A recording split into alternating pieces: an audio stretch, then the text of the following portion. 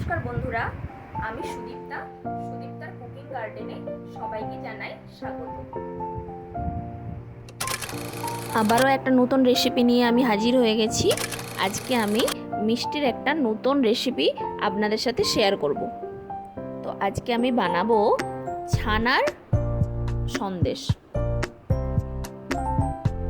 ছানার সন্দেশ বানানো অত্যন্ত সহজ। আমি যেইভাবে রেসিপিটা শেয়ার করছি সেইভাবে বানাবেন, বাড়িতে খুব সহজেই মিষ্টি বানাতে পারবেন। আর ছানার সন্দেশ তো খুব কম সময়ে খুব সহজেই করা যায় বাড়িতে। ছানার সন্দেশ বানানোর জন্য আমি নিয়ে নিয়েছি 1 লিটার পরিমাণ দুধ। দুধটাকে আমি এখন গরম করে নেব।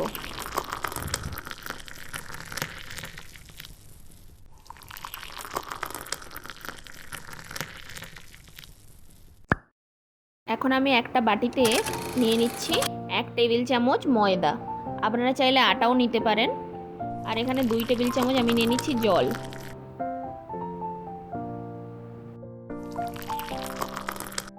ময়দাটাকে ভালোভাবে ঠান্ডা জলে গুলে নিতে হবে যেন দানা থেকে না যায়। আরও একটা বাটিতে 1 কাপ মতো আমি জল নিয়ে নিচ্ছি। আর নিয়ে নেব 2 টেবিল স্পুন ভিনিগার দিয়ে আমি ছানাটা এখানে কাটাবো। ভিনিগারটা নিয়ে নিচ্ছি।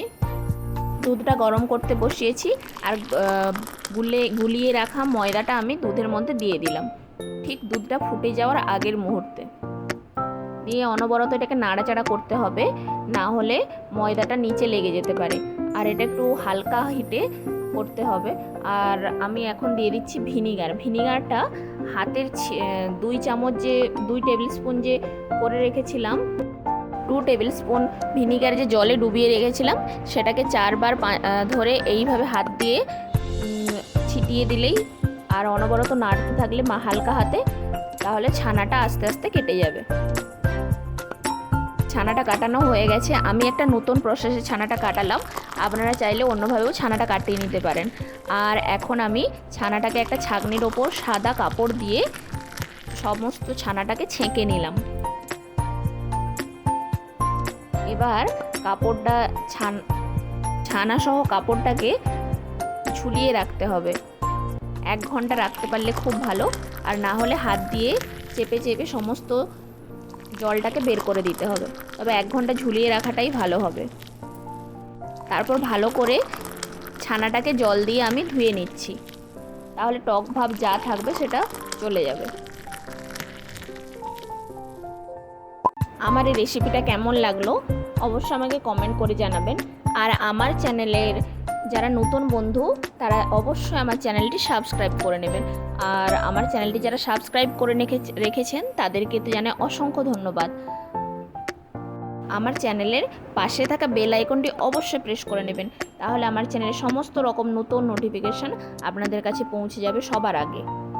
হ্যাঁ, এই রেসিপিটা বাড়িতে অবশ্যই একবার ট্রাই করবেন। ছানা থেকে সমস্ত জল ঝরিয়ে নিয়ে আমি কড়ায় সমস্ত ছানাটা এখন দিয়ে দিলাম। আর এখন দিয়ে দিচ্ছি আমি চিনি 100 গ্রাম। আর আপনারা যে যেমন মিষ্টি খেতে পছন্দ করেন সেরকমই দেবেন। সন্দেশে তো বেশি মিষ্টি থাকে না। এবার আমি ছানাটাকে ভালোভাবে নাড়াচাড়া করতে থাকবো। ছানাটাকে এভাবে অনবরত নাড়াচাড়া করতে থাকবো যতক্ষণ পর্যন্ত না ছানা থেকে জলটা শুকিয়ে আসে, ততক্ষণ অনবরত নাড়াচাড়া করতে হবে। নাড়াচাড়া করে যেতে হবে, নাড়তে না থাকলে লেগে যাওয়ার একটা ভয় থাকে, তাই ছানাটাকে অনবরত নাড়তে হবে। রান্নাটা করার সময় মিডিয়াম হিটে রান্নাটা করতে হবে।